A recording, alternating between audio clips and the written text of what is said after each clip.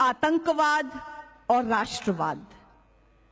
बौद्धिक आतंकवाद हम सबने सहा है। प्राइमरी एजुकेशन से हायर एजुकेशन तक हम सबने भुगता है। मैंने स्वयं सहा है।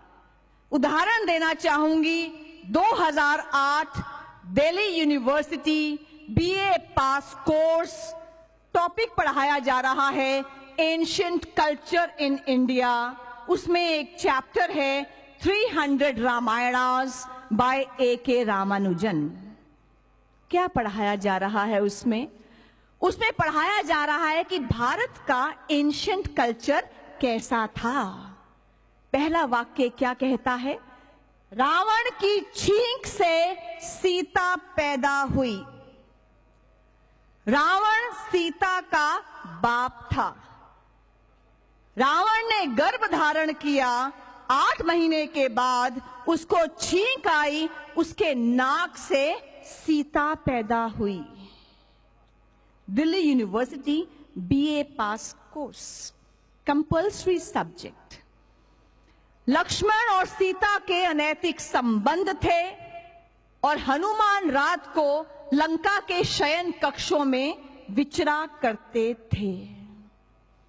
जब ये बात ध्यान में आई तो हमने कोर्ट का दरवाजा खटखटाया। हमने कोर्ट से कहा कि ये इंसल्टिंग है, डेरोगेटरी है, डिफेमेटरी है, इट हैज टू गो।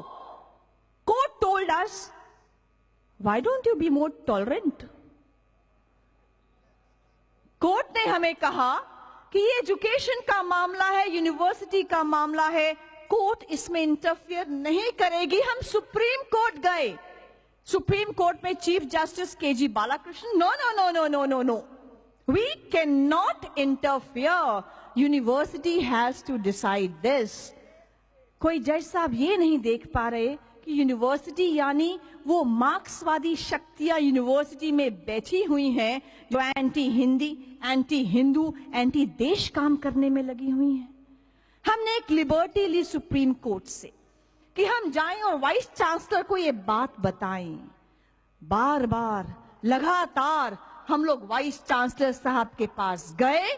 उसके बाद एकेडमिक काउंसिल में हम में से कुछ राष्ट्रवादी प्रोफेसर्स ने इसको एजेंडे में डाला, उठाया और इस चैप्टर को कोर्स से सदा के लिए हटा दिया गया। यहां तो तालियां बजी। तब क्या हुआ? तब राष्ट्रीय न्यूज चैनल से लेकर राष्ट्रीय समाचार पत्रों की हेडलाइन से लेकर न्यूयॉर्क टाइम्स और बीबीसी तक क्या कहा गया?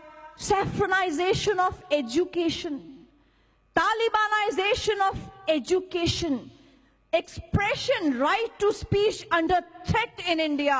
अभिव्यक्ति की स्वतंत्रता पर आघात हो रहा है।